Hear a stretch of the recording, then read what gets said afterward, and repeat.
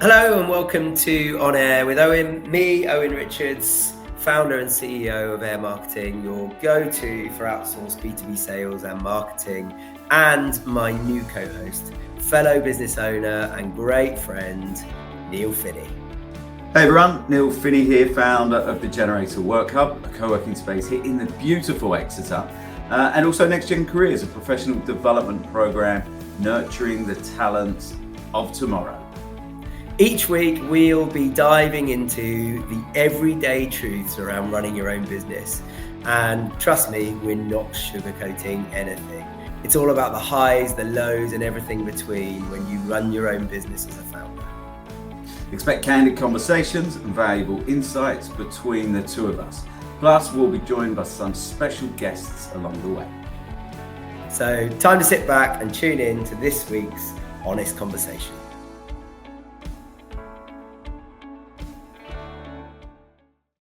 Hey guys, welcome to another episode of On Air with me, Owen Richards, and with my absolutely wonderful, brilliant, amazing co-host, Mr. Neil Finnie. I need to give you like a ring walk theme tune.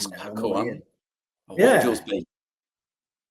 Oh, that's a good question. Do you know what mine was at uni? So at uni, we used to do this wouldn't be allowed now because it's politically incorrect. We used to do a player auction every year.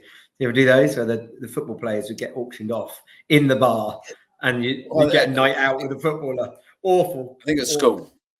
School. Okay. Well, we did it at uni when we were old enough to be sold, I think. I had long hair. What did you have to do? Go out for a date with the person who won the auction. Yeah. Which is always funny when guys had girlfriends who were in the bar and they didn't win their own. No. Anyway, we could go off on I don't know how we got into this already, but I had long hair. So my entrance song, which you didn't get to choose, by the way, other people chose it for you. So you didn't know, was Dude Looks Like a Lady. Do you remember that song? That's it. Walking out and Dude Looks Like a Lady. And I have long hair. And I was like, yeah, obviously. Thanks, guys. Stitch me up. Great song, though. That's what I'll pull that next week. Or maybe Chloe can do some of her magic editing over the top of that. In the background. That's a good idea. What would yours be then? What would you go for? I don't. Too many songs, aren't there? Oh, God. Yeah, it's one of those things. Next week, I'll let you know what the song is. I'll play it. You choose one, I'll choose one. And then we'll come out to our songs. Yeah, I reckon your most listened to track. I don't know if you ever do this. Most listened to track on Spotify. Mine's always like having 3 kids, Moana or something like that. Because it's all linked in. You end up. So I think mine's definitely some sort of Taylor Swift number.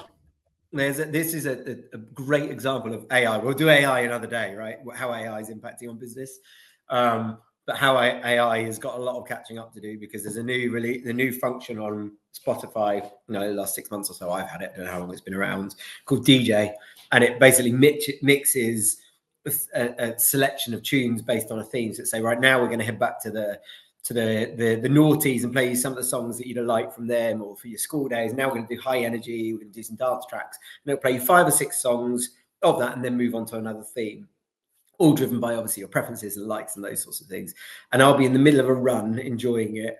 And I like that because you don't have to choose what you're going to listen to, and it will flip on some random song. Like my kids were listening to a song the other day, which is all about poo and farts, which is what you do when you're 3, 5, and 7 and 8-year-old boys. And in the middle of the run, it starts doing that, and you're oh god, you're gonna get to the skip button. So AI hasn't quite worked out. There's not me listening to that. It's forced listening. Maybe it did. Anyway, well, look, today we are going to talk about naughty or nice. So, interesting topic, isn't it? So, does Mr. Nice Guy or Mrs. Nice Girl win or lose in business? And can you be too nice? Are there positives of being too nice?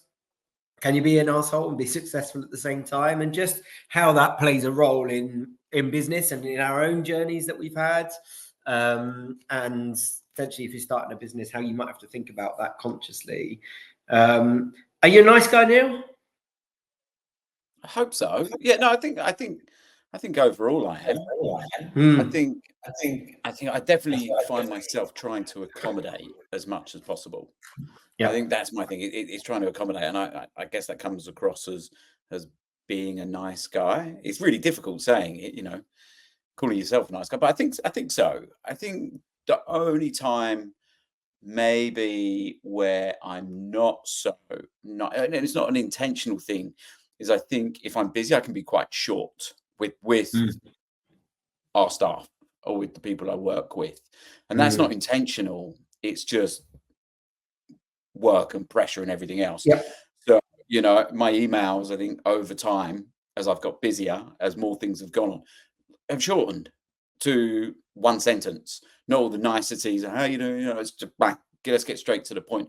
But I think that's more of a necessity of being busy and just trying to chunk through the things that I need to do. But I definitely try and accommodate as much as possible, rightly or wrongly sometimes, I think. Well, that's the point, isn't it?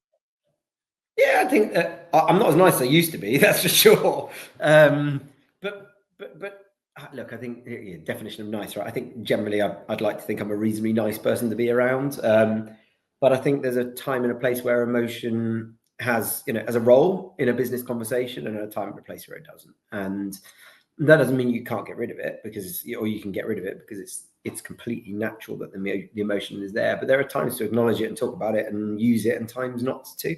I think historically I was way too nice. Certainly when I started the business, when I was in my role before, way too nice, which I'll try and define as we go through this conversation and give some context.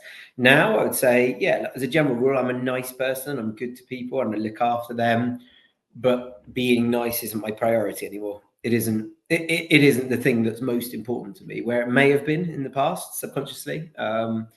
So I now know how to park my desire to be nice to people and make a right decision that might make someone unhappy or leave them feeling disappointed or mean I have to say no to them. And that is a more important thing to me than being nice or being liked. But that's okay. So there's maybe a slight difference here. You say no to people because maybe it's not in the best business interest, or it's something that's not feasible, not achievable. Doesn't necessarily mean you're not being nice. It's just you making a decision on a yes or no. So I think again, there's a bit of a line here. I guess for me, not being so nice is maybe a leadership style where you are not hierarchical, like dictatorship in terms of it's my way or the highway. You do this, you make sure you do it. It's that kind of leading with the stick rather than the carrot, and that's only with an internal, I guess, employee. Your own business. I don't, working with partners, I think it'd be really difficult to be nasty to a potential partner because they just wouldn't want to work with you. And I certainly wouldn't. If someone was an ask to me, it'd be like, well, I don't care how much business you're bringing in. Okay, maybe I yeah, interesting, isn't it? Maybe someone could be like, I have a price. I definitely have a price. Yeah, your price. Well, that's interesting. You're easily split this. Yeah, definitely. Maybe split it out then in terms of management style or internal business, and then how ruthless we can be with our partners. Yeah. Well, look, here's a good example of where and whether maybe nice is the wrong word, but it's a desire to be liked or a fear to not be liked. And you're right in that you might make a no decision, and that's your job. But we're all human. So if you strongly believe in something and you want to do it within the business, you think it'd be a great idea, it's going to make a big impact to your personal life, whatever, and I say no, there is an emotional attachment behind that, right? And relationships are complex. So for you to like me and think I'm a nice person, that's not just a category and you're in it. It evolves and it changes. So if I said no to you 100 times for things that you wanted, and eventually you're going to go, nah, I don't like him. It always says no, and I might start at being liked. So it all contributes, and it's evolutionary, it's iterative. So I think there is a crossover there and a big gray area between yeah, there's business decisions, but every time we disagree, every time, you know, it's the nature of relationships. People who get along tend to have things in common, right? They tend to see things in similar ways, and that's why they like spending time together. Doesn't need to be 100% of the time, but it needs to be enough of the time that you then enjoy spending time together. The same is true in business. If I always say no to every idea you've got, you're going to stop wanting to work with me, and you're gonna want to go somewhere else. And I think that disagreement or blocking things you want to do will eventually make you think I'm not a nice person, or that you don't like working with me. And I think it has an impact on relationships. Okay, so a question here. Again, this is internal. Do you think you're more liked by your senior staff that maybe you have more interaction with than, say, your kind of entry level position staff that maybe you don't have as many dealings with? You know, because I think I've seen this, and I think it was a way, like, I removed myself from dealing with some staff that we had, not entry level staff, but the role that they had, because it became micromanagement, and we had another staff member that was meant to be managing those individuals, and actually by me being involved, there was confusion and misunderstanding. So I said, what I'm going to do is I'm going to remove myself from dealings with, you know, these individuals. Yeah. But what was, because I removed myself, there was tension. It was like, oh, well, Neil's not getting involved. He doesn't like me, or he won't speak to me. It wasn't I wasn't speaking to them. I wasn't going to engage in business communication because it would get confusing, but it put a tension in, and I think I came off as a bit of an arse, rightly or wrongly. But my thing, I just want communication to be really clear, and I don't want to start meddling or micromanaging or standing on people's toes. So I'm going to myself in terms of much of the business communication, but ultimately, because I'm not around as much, or I would have other things going on, that kind of personal communication was also lost. So I'd be a bit off it. I mean, I wasn't necessarily offish, more not around as much, not so visible. So maybe felt that I disliked people, or removed or whatever. Yeah, removed. I think that's a good word, and that wasn't the case at all.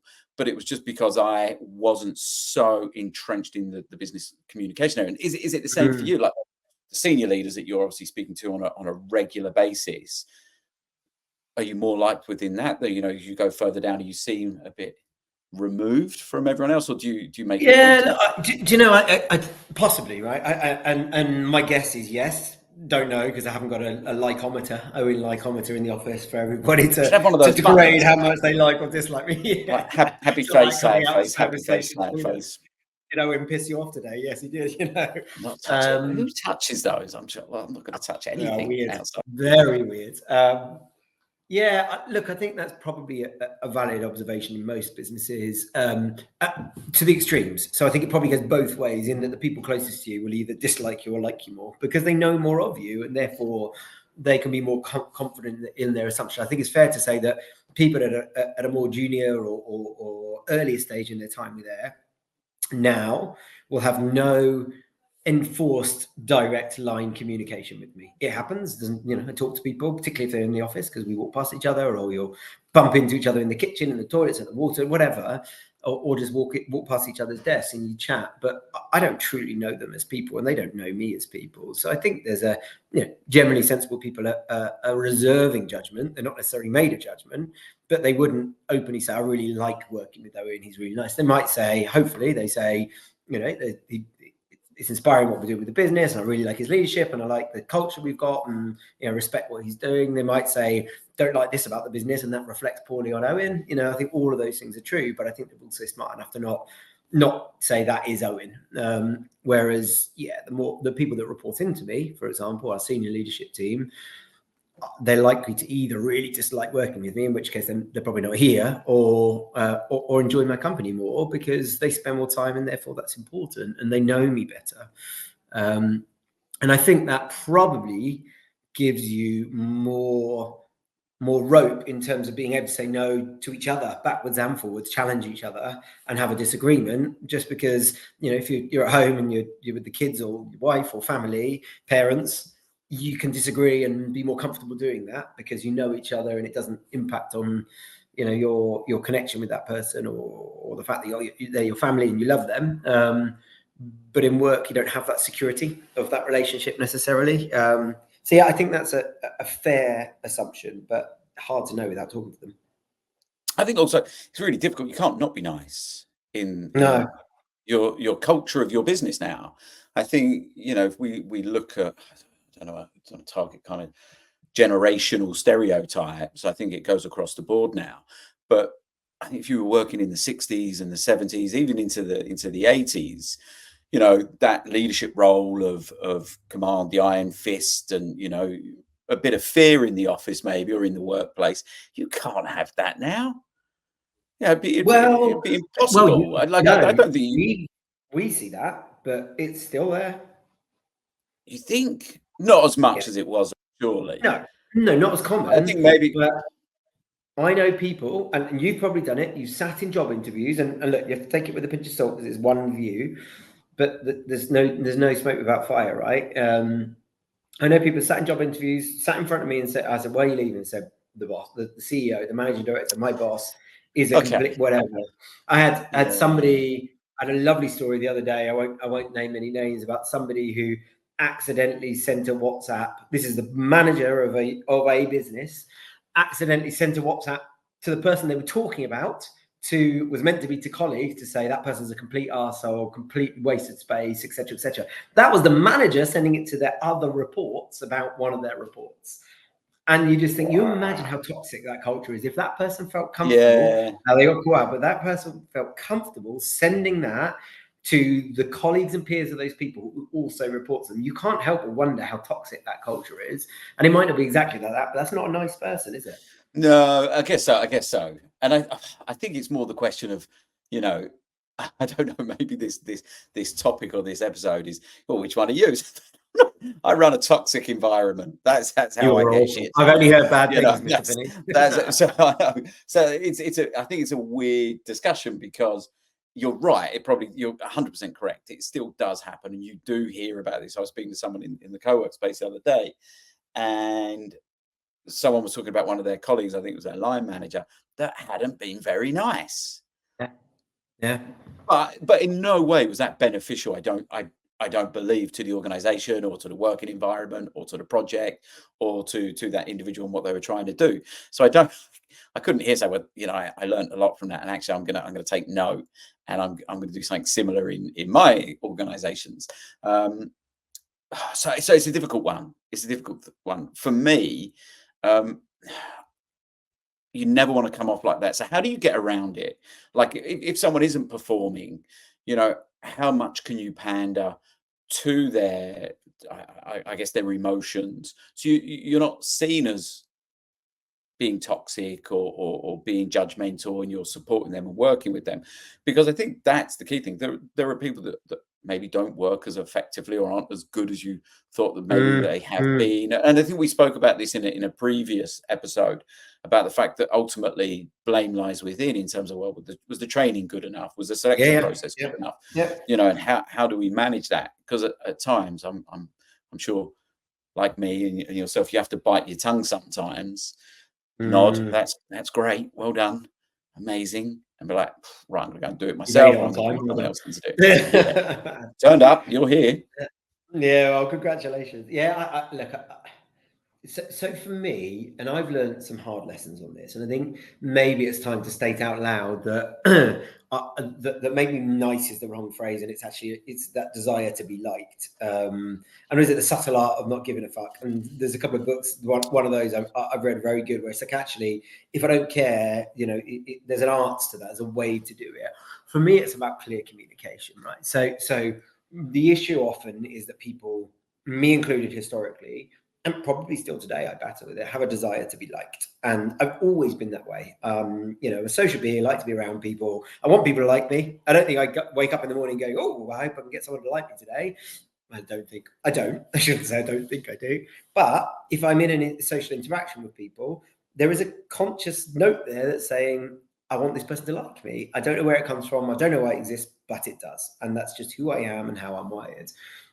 That was that dictated my decision making in business for a long time. And that's not to say that my logic wasn't telling me to say no to something or to you know, go against the trend. But what override was a desire to be like that. Overrode everything else.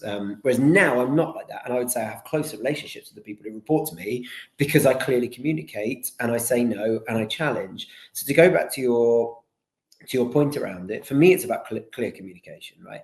It's okay to say no to something. It's okay to performance manage somebody. It's okay to step in and help them with something where they're struggling, as long as you communicate why and you've got upfront communication. You're not just jumping in when it's not expected, and you've got clear boundaries and clear expectations in the first place. So if you go back 3 years, my SLT didn't have KPIs. They didn't have clear view as to what they impacted. They were all, you know, talk about staying in your lane. They kind of crossed over on different things.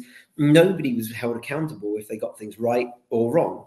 Now they are. It's really clear what they've got to deliver, what they're accountable for, what they own, and what success looks like. They're able to give a plan ahead of time to say, this is how I plan to achieve that. And then they're held accountable for progress on that.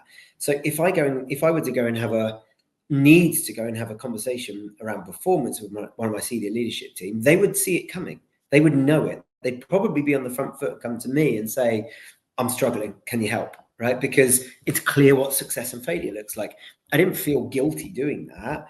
And everybody likes to know they're doing well. So actually, it's a better process. And that's not me being unkind, but I'm now not afraid to have that conversation because it's clearly set up front from an expectations perspective. If I'd not set those expectations, I've got to be the bad guy and turn up of a day and go, I don't think you're doing very well. It's opinion-led rather than fact-based. And I think working on facts, not opinion, working on logic and common sense and numbers, not emotion, and clear communication, remove emotion from a situation, not remove it, or they remove a tendency to lean towards emotion. The emotion is still there, but it makes it not personal. And I think that's a really key component of things.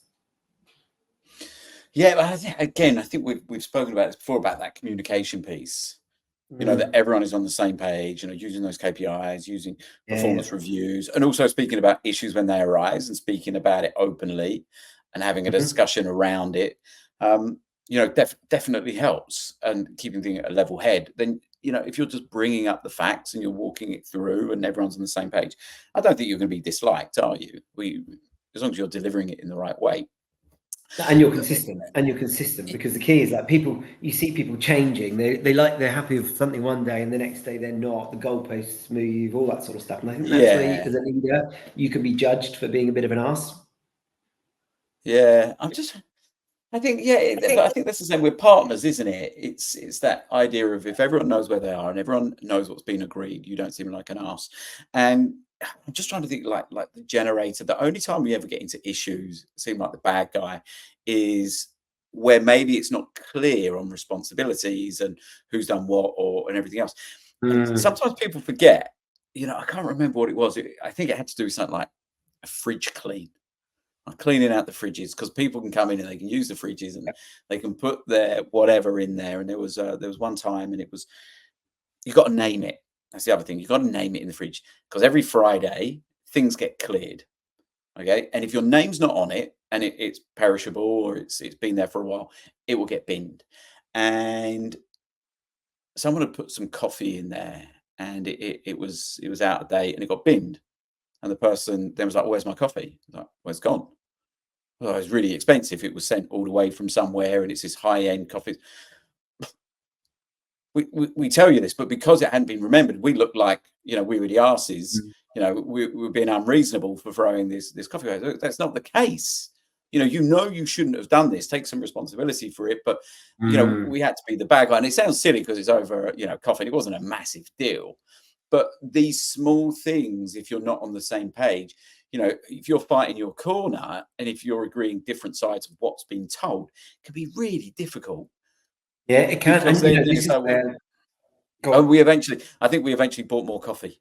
So we there you go. Nice guy. Nice guy. Yeah. So we bought more coffee. This is where hard situations, you have to remember, can you be nice when you don't need to be nice?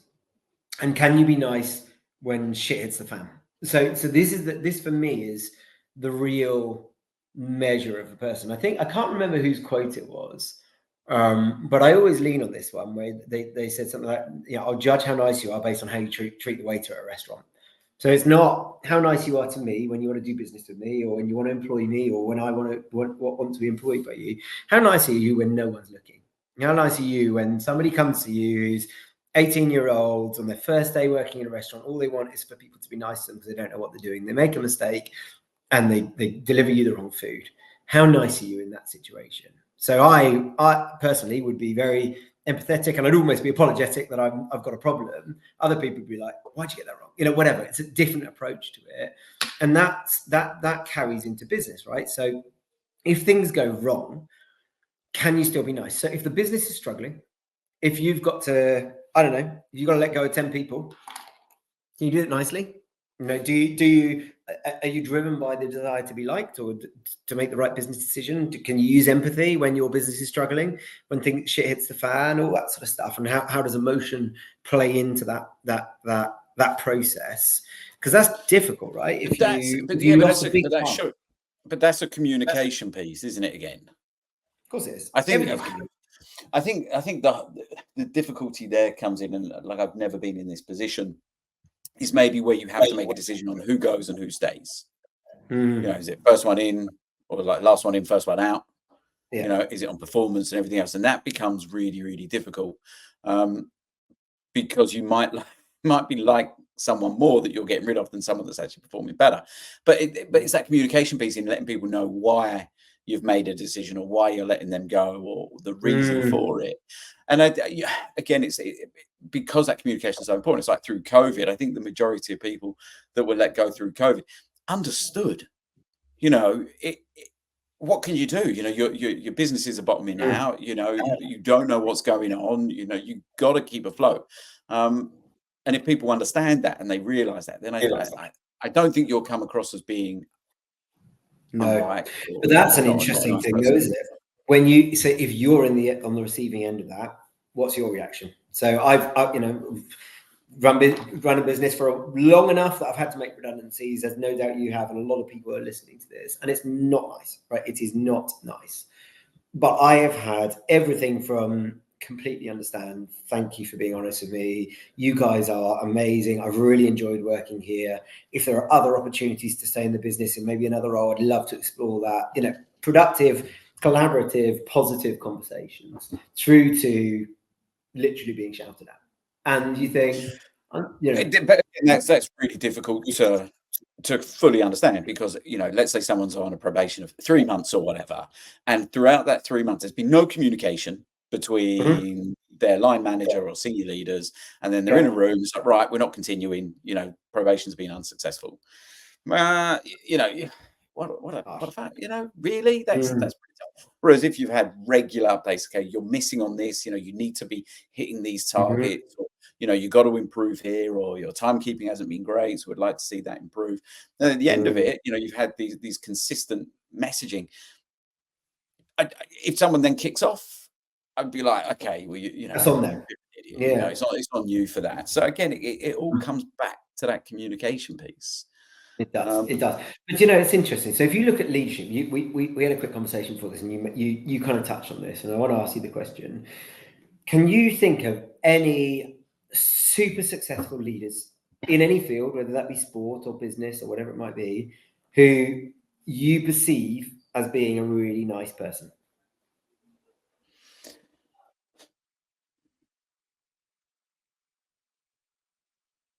I think out of all of those kind of unicorns, those entrepreneurs that we know and they're very visible, your Musks, your Jobs, your Zuckerbergs, I would say Branson is the one that comes across maybe as the nicest. And I don't know why. Like, I don't know much about him as a person, apart from he seems to have created a really strong company culture around Virgin.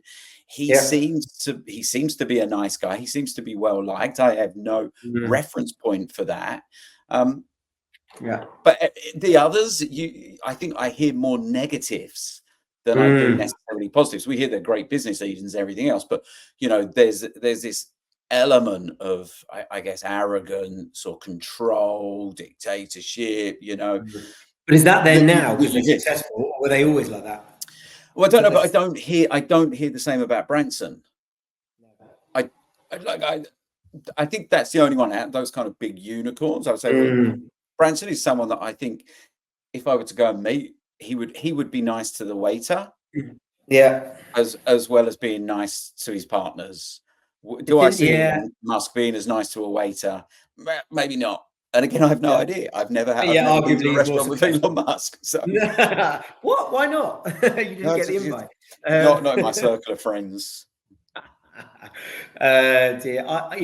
He's the richest guy in the world, right? And he's the most successful of all of them, technically. If you measure success by money, I don't, by the way, but arguably, I think he probably would. It's interesting, isn't it? Because even if you go into sport and you think of the greatest ever managers, coaches in sport, and my mind goes straight to football. You know, Alex Ferguson, for example, not known as I'm sure he's a nice guy, but not known as a nice leader. You know, he's not. But this is an okay question for you. Could he make it in today's world with the generational kind of players that we have now, or is it different? Like you can't be throwing a boot at someone in the changing room. I don't think the footballers of today, and again, I would say the workers of today are exactly the same. That type of style, that type of management, you would struggle with. You know, it's more nowadays, they always say, isn't it? It's like the arm around the shoulder. It's, you know, clear communication. Yeah, I mean, there's a whole lot of debate about what's effective and what's right there, isn't there? Has it gone too far the other way? But look, throwing the boot at anybody has never been acceptable. Let's just say that. You don't do that. But you haven't got your boot sitting there. Not for a few years. No, I haven't. Look, I think. My argument would be yes, he would. Well, he didn't throw it. And he kicked. Let's just clarify. I think he kicked the boot. I don't think it was thrown at anyone, just in case. Well, and then there's the hairdryer. That was a throw, wasn't it? Hairdryer was a throw. Yeah, there's all sorts. But look, I think the reality is a great leader like that probably would have adapted to some degree, but would still be in his own way somebody who. So I saw a video on the going into football too much, but Vincent Company, who's coaching now, who was effing and blinding on the Netflix documentary, effing and blinding about one of the Burnley players in training, screaming down his face because he was moaning about training. So it just happened. Okay, he didn't physically throw something at him, but that wouldn't happen in a workplace now. But it's still happening in that environment in sport. So look, I do think there's an argument there that. It still would and could happen and could be effective. But I just look at that and I think, well, all of the great leaders, Winston Churchill, let's take it into another. He wasn't trying to be a nice guy. He wasn't driven by being a nice guy. He was driven by being incredibly focused, by breaking the rules where he needed to break the rules, by making tough decisions, by all that kind of stuff. And I reckon if you'd have worked in and around Winston Churchill, a lot of people would have gone, fuck, he's an arsehole. I really don't want to be around this guy. Look what he did, and it's it's that whole thing of tunnel vision to knock everyone out of your way to get to where you want to be, to achieve what you want to achieve. I don't care who I leave in my wake. I'm getting there. Some people have that, and I think it naturally then is painted as them being a nasty person, a bad person, and then they become successful. Whereas other people would not be able to do that, and that would potentially hold them back from making the decisions that could be the difference between success and not success. Doesn't mean it always works like that, but I think arguably, super successful people, not just successful people, super successful people, I think they have to have a streak of something that maybe you or I don't have just to get that far. Yeah, it's interesting. Like I often speak with Andrea about this, and we talk about it. And I think it's like you're talking about Churchill or it's successful sports people that you allude to, and that could be in football or tennis. Your Federers, your Djokovic's, your Murrays. It's that pig-headedness of success for them and the drive for them. And as you kind of mentioned, you're willing to push people out of the way so you get the best. But is it ultimately the drive that's there, and because the drive's there, you're willing to elbow someone out the way so you've got that first foot in? I wouldn't do that. I don't think my personality wouldn't allow me to do that. But is that a lack of drive, or is that being too nice, or is it a combination of the two? I don't know. What is I it always put it priority? down. I put it down to drive. Like for me, do I work as hard as those people that have more success? No, I don't. We've spoken about this Elon Musk before. is working every hour. Oh, all the time. You know, and I work and I like the work I do, but I'm not with that all or nothing to get over the line. You've played me at tennis, mate. You know that. Yeah. But this is where, you know, we have priorities, right? And they are innate within us, that for some people, they genuinely don't care if people like them or don't like them. Some people are genuinely driven by money and they just want to earn as much money. Other people are driven by balance for family, whatever, and that's priority. So if you've got a decision between, I could do this and it might make me more money, and I'll have to work harder and that'll take me away from family or whatever, or I could, you know, get somebody else to do it and pay them and have support balance. You'll go a certain way because that's who you are. And I think the same is true there. You are not going to punch people out the way, knock them out to get to where you want to be, because you are not so hell-bent on getting to that goal or getting to something. You might not even have the goal in the first place. You might be happy where you are, that you're prepared to do that. But also your desire to be liked and have good relationships with people and have good friendships and good relationships is more important to you than getting £1 million in your bank, for example. So and other people are wired the other way around, and therefore when they come to that decision, they naturally lean towards, no, I've got to do this because I need to get to where I want to be, and my drive and ambition is so high that it's higher than my desire to have relationships with people. And they might rightly or wrongly say, people I work with, they're not going to be my friends for life. This is just the way it goes. I'm doing business. This is a business conversation. Both arguments are fair and reasonable. It's just a different set of wiring. And I don't know if you can rewire yourself completely. I think you can tweak your decision-making process to hear your instincts, acknowledge them. And I have to do this all the time where I go, my instinct is I really want to say yes to this person because I like them. Whether that be to hire them or to keep them in the business or to give them what they want with budget for a new thing they want to invest in. You know, they're getting really busy and they want to hire a support role, and actually we don't have the budget to do that, but that would really help them to not be as busy. I can see that, but actually for the business, I've got to say no right now. And nowadays I'm able to process that emotion, ignore it, step back and look at the logic, and then make an educated decision based on logic, maths, commercial, business case. Whereas I think historically I'd have gone, I want this person to feel supported, and I want them to be liked, and I want them to be bought in. And I thought the only way was to say yes. But actually you can achieve that by saying no, by being being you know, more driven by the overarching picture and by maybe blocking a decision. It doesn't always have to be an emotionally driven thing. I just think there's a different set of wiring in each of us. Yeah, I think it goes that, like you're saying about yes and no as well. And I don't know whether that's been liked or disliked or all that, but I think my issue is I need to say no more. And I don't know, is it a desire to be liked? I guess yes. You know, I have that desire as well. I don't want people to think I'm not a nice guy, and hopefully they do. And I think I find that I will say yes to a lot.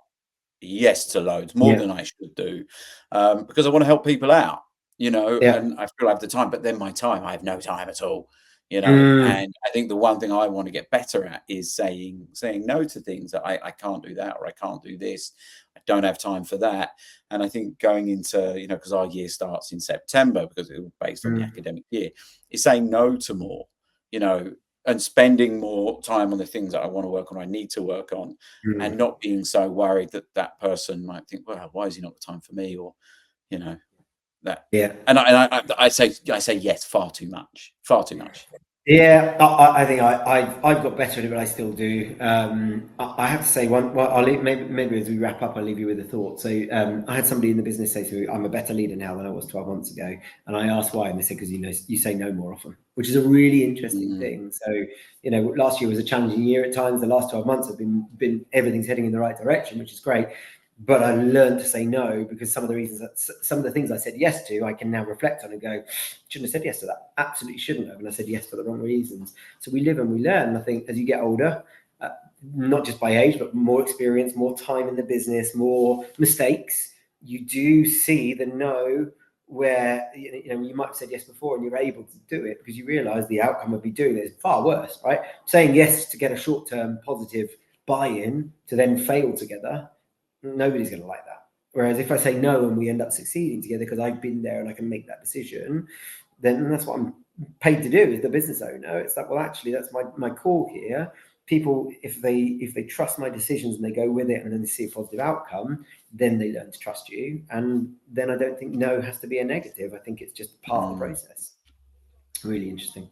It's an interesting one, isn't it? That desire to be liked and be a nice person, and how it can sometimes get in the way. We won't change that.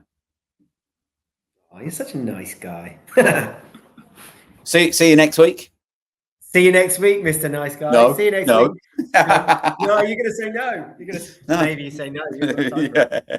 No, yeah, I'll see you next week. See you next week. See you next week, mate. Thanks, buddy. Speak to you soon. Ciao. See you later, mate. Bye. Yeah.